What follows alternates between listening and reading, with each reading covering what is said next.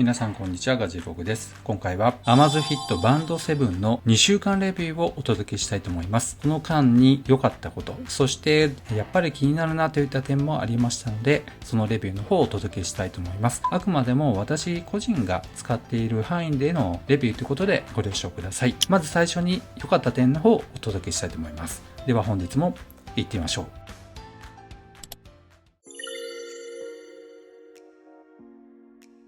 まずその一つ目なんですが、この Amazfit Band 7の大きな特徴でもあります Alexa が使えるという点です。Alexa を設定しましたらしっかり動きます。どういう風に Alexa が動作するかってことをまずお見せしたいと思いますが、このホーム画面からですね、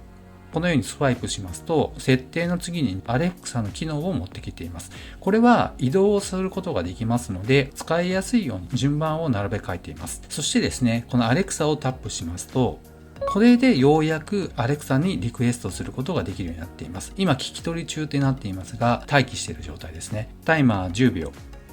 これで10秒のタイマーを設定しているんですが、もうじきね、ちゃんとタイマーアラートをしてくれると思います。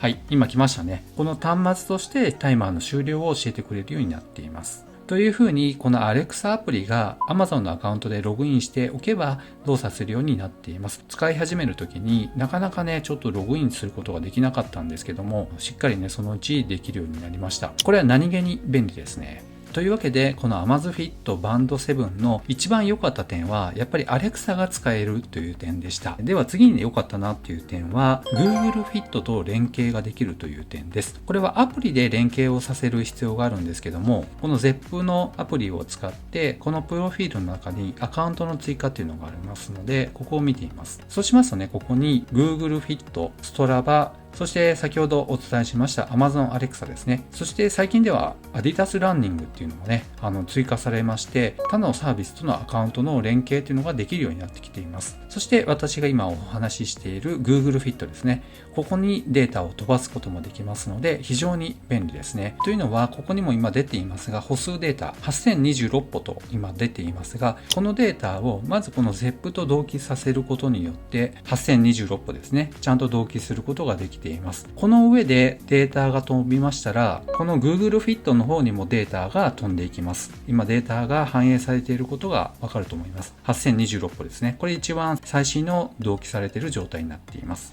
そうしまして次に航空音のアプリと Google Fit を連携させているんですが、今週6万歩以上歩いていますね。そして本日は8045歩のデータが、こちらのバンドのデータを使ったものがここまで反映されているということになりますので、この航空音の歩数データまで反映させることができるっていうのが個人的にはめちゃめちゃ便利だなと思います。そのおかげでスマホを持ち歩いてウォーキングしてカウントアップさせる必要がないので、めちゃめちゃ身軽にね、歩くことができるようになっています。ですので、日々日課になっていますウォーキングの歩数データが自動的に、最終的にはドリンク1本っていう風にね、ほんとわずかかもしれませんけども、データをね、いただくことができるようになっています。そして次に良かった点なんですが、バッテリーの持ちがいいという点です。先ほどお伝えしていますが、2週間もうすでに使っています。まず最初にこれを初めて初期設定した後に AOD をオンにした状態でヘルスケア系を可能な限りオンにした状態であればだいたい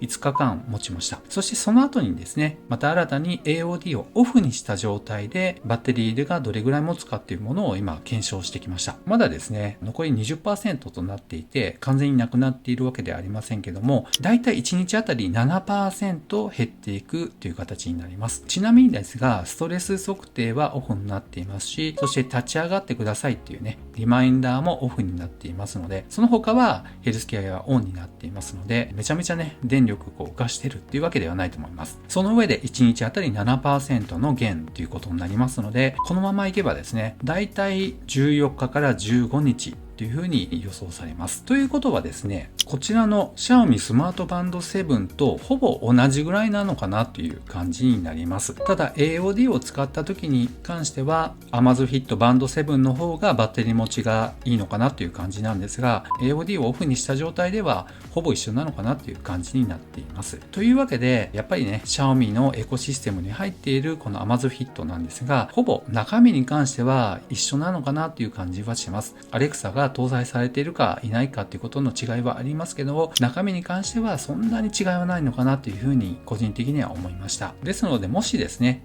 どちらか買おうかっていうふうに今悩んでいる方がいらっしゃいましたらですね、中身に関してはアレクサがついているかついていないかっていうこと、そしてデザインの違いですね。このスクエア型の流行りのタイプがいいのか、もしくは伝統的なこのミーバンドシリーズから踏襲されている長細いタイプですね。このどちらがいいかっていうことになるのかなという気はします。もちろんこのバンドに関しましても汎用品のものが今後出てくると思いますし、このやっぱり形状って非常につけやすいんですよね。個人的にはめちゃめちゃ気に入っています。というわけで、ここまで Amazfit Band 7の良かった点についてお伝えしました。ではこの後は気になった点をお伝えしたいと思います。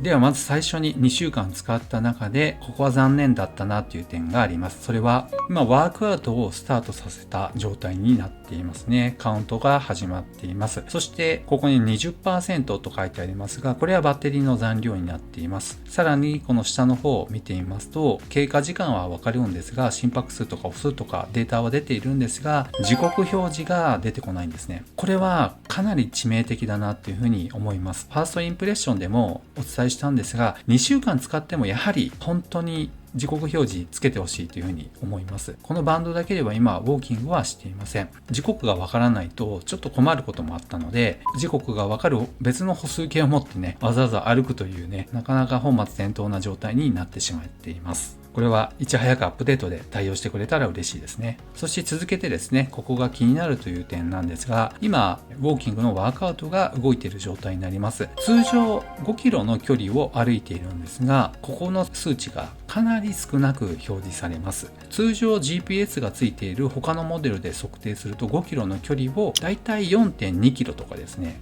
そんな感じで測定されてしまいますので、ここはなんだかなという感じがします。この現象に関しましては、Xiaomi スマートバンド7でも同じく距離は短めに算定されてしまいますので、このあたりはですね、この Xiaomi 系Amazfitもそうなんですけども、そういう傾向があるのかなという感じがします。そして次にですね、気になった点なんですが、文字盤に関して前回のファーストインプレッションでもやはり触れましたが、文字盤のレパートリーがね、いかんせん少ないといった点が本当に気になります。ここはできればですね、Amazfit の方で用意ができないのであれば、サードパーティー製の文字盤のアプリとかね、連携させてインストールするってことができればいいのかなと思います。例えばこれ以外に今入れていますのが、こうした文字盤もあります。これはですね、秒数表示ができるんですね。こういったね、アナログ時計のタイプもありますが、実際日常使う感じにはなっていません。こういったね、デフォルトのタイプももちろんあります。そしてここの歩数と心拍に関しましてはカスタマイズすることも可能になっているタイプですね。ただやっぱりね、情報量が少ないんですよね。ちなみにですね、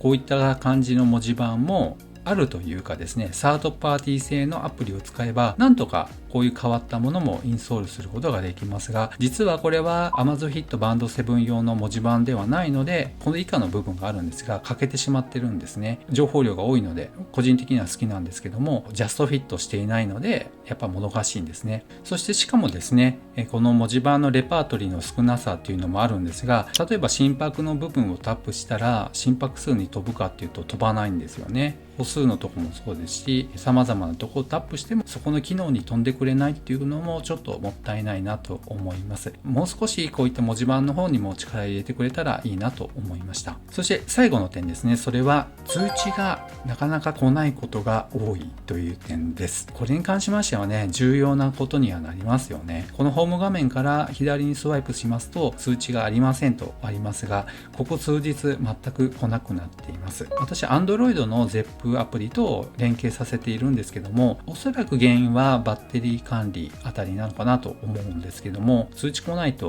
もう結構不便だなというふうに思いますので、バッテリーの制御において最適化しないとかね、そのあたりしっかりやっておかないと、もしかしたら通知がね来なくなってしまう可能性も高いと思いますのでご注意ください。